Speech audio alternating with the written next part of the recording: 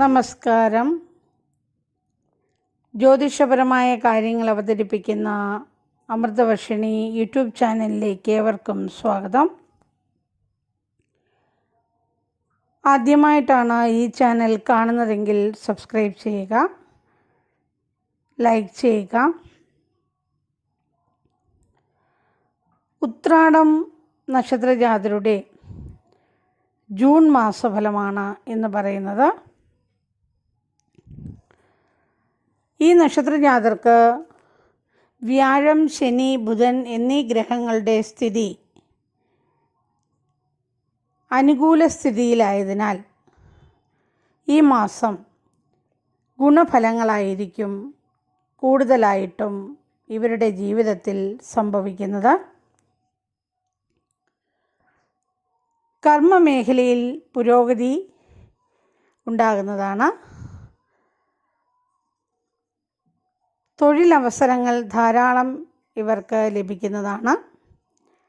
എത്ര ബുദ്ധിമുട്ടുള്ള കാര്യങ്ങളും മനസ്സംയമനത്തോടുകൂടിയും സാവകാശത്തോടുകൂടിയും പ്രവർത്തിച്ച് വിജയിപ്പിക്കുവാൻ ഇവർക്ക് സാധിക്കുന്നതാണ്.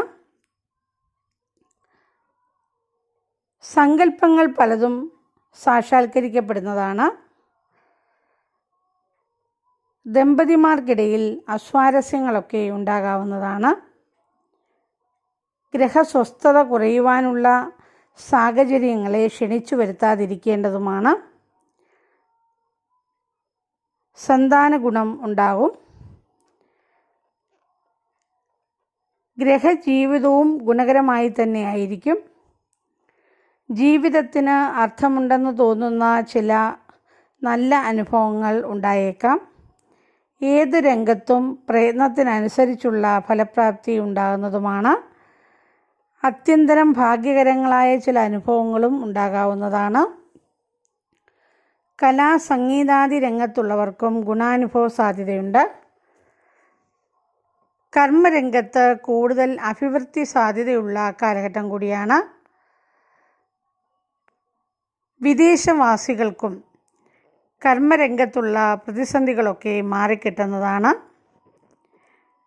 ഈ നക്ഷത്രജാതരായ വിദ്യാർത്ഥികൾക്ക് വിദ്യാപുരോഗതി ഉണ്ടാകാവുന്നതാണ്.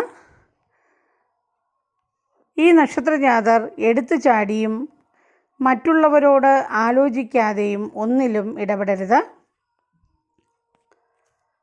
ബിസിനസ് സംബന്ധമായി നൂതന ആശയങ്ങൾ നടപ്പിലാക്കുവാൻ സാധിക്കുന്നതാണ്. ഈ നക്ഷത്രജാതരായ സ്ത്രീകൾക്കും മനസ്സന്തോഷത്തിനുള്ള സാധ്യതയുണ്ട്. ഗ്രഹനിർമ്മാണ കാര്യങ്ങൾ നടക്കുന്നതാണ്. ഇവർക്ക് ആഗ്രഹ സാഫല്യം ഉണ്ടാകുന്നതുമാണ്. നിയമപരമായ ബുദ്ധിമുട്ടുകൾക്കൊക്കെ പരിഹാരം കണ്ടെത്തുവാൻ ഇവർക്ക് സാധിക്കുന്നതുമാണ്. പ്രാരാബ്ദങ്ങളൊക്കെ മാറിക്കിട്ടുവാൻ ഇഷ്ടദേവത എന്ന പോലെ സുബ്രഹ്മണ്യ ഭഗവാനെയും വിഷ്ണു ഭഗവാനെയും പ്രാർത്ഥിക്കേണ്ടതാണിവർ. ഈ നക്ഷത്രജാതർ ഇപ്പോൾ ചൊവ്വ, രാഹു എന്നീ ഗ്രഹങ്ങളുടെ ദശാപകാര കാലഘട്ടം നടക്കുന്നവർ ഹനുമത് ക്ഷേത്ര ദർശനവും ശിവക്ഷേത്ര ദർശനവും പതിവായി നടത്തേണ്ടതാണ്. തിരുവോണം നക്ഷത്രജാതർക്ക് ജൂൺ മാസം ഏറ്റവും കൂടുതൽ ഗുണാധിക്യമുള്ള കാലഘട്ടമാണ്. വിദ്യാർത്ഥികളുടെ പഠനകാര്യങ്ങളിൽ ഇവർക്ക് പുരോഗതി ഉണ്ടാകാവുന്നതാണ്. ഉന്നത വിദ്യാഭ്യാസം ആഗ്രഹിക്കുന്നവർക്ക് അവർക്കിഷ്ടപ്പെട്ട വിഷയത്തിൽ തന്നെ ഉപരിപഠനം നടത്തുവാൻ സാധിക്കുന്നതുമാണ്. കുടുംബാന്തരീക്ഷം സമാധാനപരമായിട്ടായിരിക്കും. സാമ്പത്തിക നില ഉയരണമെന്ന ലക്ഷ്യം വെച്ചുകൊണ്ടുള്ള പ്രവർത്തനങ്ങളെല്ലാം വിജയിക്കുന്നതുമാണ്. ദൈവാധീനമുള്ള സമയമാണ് ഇവരുടേത്. അസാധ്യമെന്ന് തോന്നുന്ന കാര്യങ്ങളൊക്കെ നിഷ്പ്രയാസം സാധിച്ചെടുക്കുവാൻ പറ്റുന്നതാണ്. പ്രതീക്ഷകളും ആശകളുമൊക്കെ നിറവേറുന്ന സമയം കൂടിയാണ്. സാമ്പത്തികപരമായിട്ട് ലാഭമുണ്ടാകുന്ന കാലഘട്ടം കൂടിയാണ്. ലോണ്, ചിട്ടി മുതലായവയൊക്കെ ലഭ്യമാകുന്ന സമയം കൂടിയാണ്. സഹോദര ഗുണങ്ങൾ ഉണ്ടാകുന്നതുമാണ്. വിദേശത്തുള്ളവർക്ക് അവരുടെ ജോലിയിൽ തടസ്സങ്ങളും തൊഴിൽ രേഖകളും യാത്രാരേഖകളുമൊക്കെ നഷ്ടപ്പെടുവാനുള്ള സാധ്യതയുണ്ട്. ഈ നക്ഷത്രജാതരായ ബിസിനസ്സുകാർക്ക് അനുകൂലമായ കാലഘട്ടമായിരിക്കും. കൂട്ടു സംരംഭങ്ങൾ നടത്തുന്നവർക്ക് പുതിയ ആശയങ്ങൾ രൂപീകരിച്ച് സാമ്പത്തിക നേട്ടം ഉണ്ടാക്കുവാൻ സാധിക്കുന്നതാണ്. പ്രതീക്ഷിക്കാത്ത സന്ദർഭത്തിൽ ധനാഗമം ഉണ്ടാകുമെങ്കിലും ചെലവ് അധികരിച്ചുകൊണ്ടിരിക്കുന്ന കാലഘട്ടം കൂടിയാണ്. വിവാഹിതരാകുവാൻ ആഗ്രഹിക്കുന്നവർക്ക് അവർക്കിഷ്ടപ്പെട്ട വിവാഹബന്ധം തന്നെ ലഭിക്കുന്നതാണ്. വിദേശ രാജ്യങ്ങളിൽ പോകുവാൻ ആഗ്രഹിക്കുന്നവർക്ക് കാലതാമസം ഉണ്ടാകുന്നതാണ്. ഈ മാസം അത്ര അനുയോജ്യമായ മാസമായിരിക്കില്ല.